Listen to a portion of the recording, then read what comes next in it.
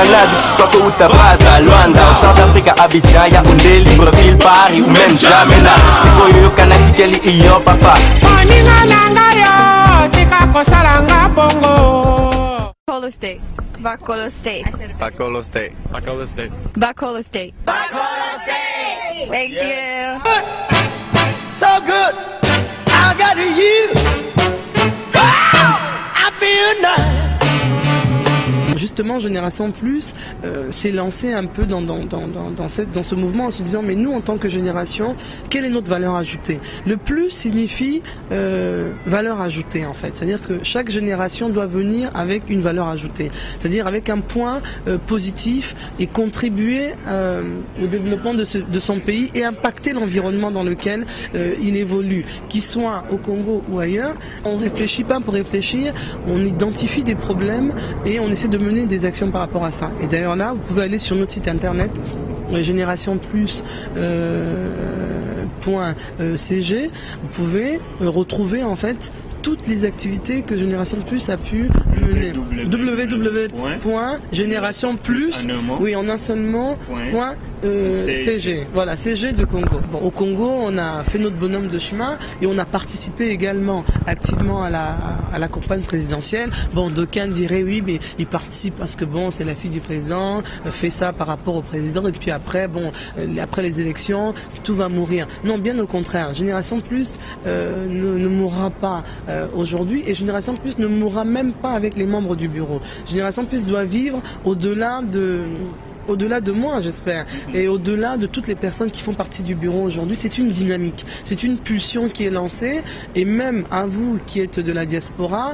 vous faites partie de nos cibles, parce que on vous vise, vous faites partie de notre réflexion quotidienne de la diaspora, parce qu'on se dit, où que vous soyez, vous Congolais, vous êtes concernés par ce qui se passe au pays.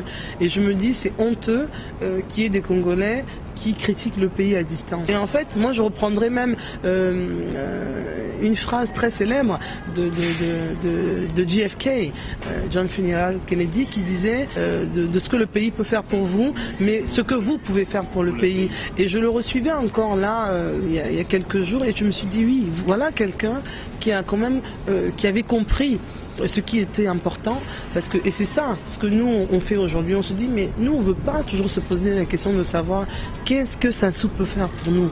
Nous on se dit qu'est-ce que nous pouvons faire pour le pays, avec tous les profils académiques qui sont là. Cette plateforme doit nous permettre d'émettre une réflexion réelle sur ce que nous pouvons apporter. Moi je pense que même la grande victoire d'Obama par rapport à l'Afrique, c'est d'avoir montré que c'est possible de se prendre en main et d'arriver quelque part. Et je pense que l'Afrique en général et le Congo en particulier doit se prendre en main. Nous sommes les premiers concernés par ce qui peut nous arriver ou notre devenir. Aujourd'hui, bon, les gens se sont focalisés sur le président Sassou. Aujourd'hui c'est le président Sassou, mais demain ce ne sera pas forcément le président Sassou.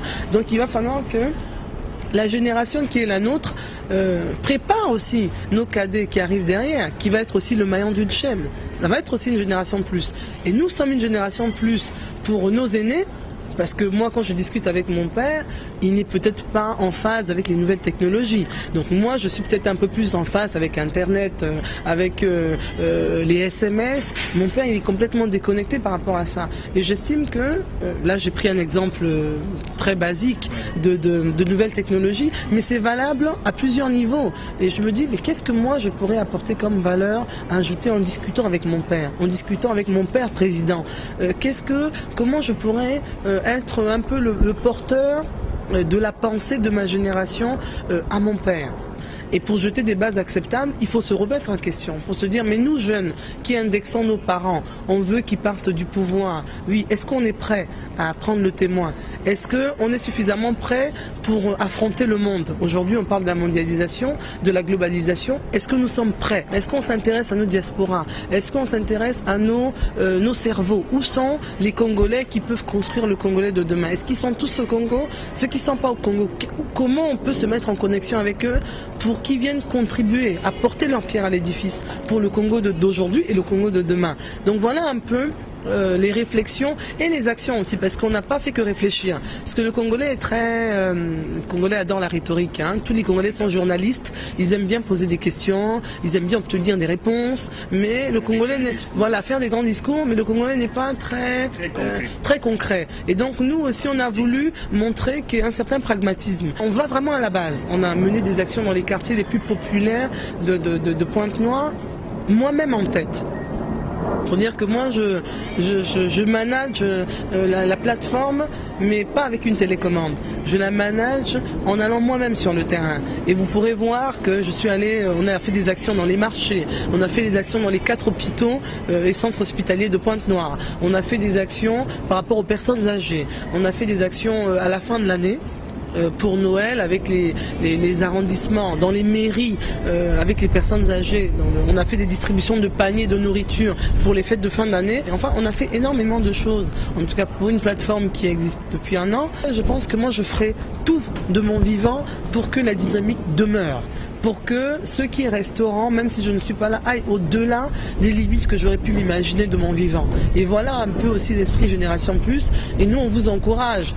Ceux qui nous suivent, vous qui êtes là, à vous sentir concernés par ce que nous sommes en train de faire. Nous le faisons là-bas, mais nous avons besoin aussi de vos énergies, de vos forces, de vos connexions, ici et d'ici, à ceux qui sont à Paris, ceux qui sont à Bruxelles, qui ne se sentent pas en marge de tout ce que nous sommes en train de faire. Et c'est aussi un appel. Hein. Justement, quand on parle de ce genre d'association, il y en a qui s'auto-excluent. Disent, bon voilà, c'est une association de la fille du président, c'est une affaire de cette classe sociale. Mais vous, dans votre politique de gestion, est-ce que vous tenez compte de tous ces aspects-là? Est-ce que c'est vraiment une plateforme qui est inclusive, sans tenir compte de background? Bon, de toute façon, il vous suffit de checker, hein, de vérifier plutôt sur le site internet. Et moi, vraiment, quand je dis que je suis décomplexée avec mon statut, je le suis. Je le suis, mais pleinement. Et quand je dis que Génération Plus est une plateforme associative vraiment dans le vrai sens du terme et complètement en marge des schémas socio-ethniques, je le pense aussi parce que nous sommes un bureau de 14 personnes et les 14 personnes viennent de tous les horizons possibles. C'est-à-dire qu'on a des personnes du Pool, on a des personnes des plateaux, on a des personnes de la cuvette, on a des gens du Niboland, on a tout le monde. C'est-à-dire qu'on n'a pas cherché à avoir que des fils à papa, des filles à papa. Non, on est vraiment, on choisit dans des profils académiques. C'est vrai parce que de toute façon, on va là dans une dynamique où tu peux pas venir contempler les autres. Il faut venir participer. Vous êtes 14 personnes au bureau. Il faut que chacun ait son expérience. Et c'est vrai que les profils académiques sont importants ou les profils professionnels aussi. Parce qu'en réalité, tout le monde n'a pas pu aller à l'université. Tout le monde n'a pas eu l'opportunité comme moi, comme d'autres qui sont dans le bureau, d'aller étudier à l'étranger ou de faire tout simplement l'université, même là à Mariengouabi, à Brazzaville. Donc je pense que celui qui a réussi à se construire une carrière nous intéresse. C'est-à-dire que même si tu es plombier et que tu as envie de venir apporter ta pierre à l'édifice, tu es le bienvenu. Moi, en règle générale, j'aime bien, je fais un peu comme les Américains, je ne retiens que les prénoms des gens. Parce que les noms sont souvent source de discorde. Je ne veux pas savoir si tu t'appelles Mabiala, Malonga, Ondongo, Ibarra, Esanga. En fait, je ne veux pas vraiment savoir, parce que souvent les noms sont source de discorde. Alors si je te demande ton prénom, vous me dites, moi je m'appelle Rodrigue, moi je m'appelle Pierre, parce qu'en réalité les prénoms favorisent la discussion. C'est-à-dire que sur le plan social, on ne veut pas savoir si ton père était plombier, si ton père est ministre, si ton père est président, ton père est au gouvernement. Ah alors tu viens à Génération Plus. Ah tu es le fils du sénateur inter. Ah oui, tu es le bienvenu. Non, en réalité on ne se pose pas ce genre de questions. On pose la question suivante à Génération Plus. Tu es congolais? Oui. Qu'est-ce que tu peux apporter au pays? On dit la nation a besoin de toi, le pays a besoin de toi. On ne peut pas rester assis à contempler, à se lamenter, à se plaindre. Le monde est en train d'avancer, la globalisation est bel et bien là. Tous les pays du monde se sont regroupés en bloc, ne parlent plus qu'en termes des États-Unis, de l'Europe, de l'Asie. Et nous, l'Afrique, on dit quoi? Et moi, je suis Mboshi.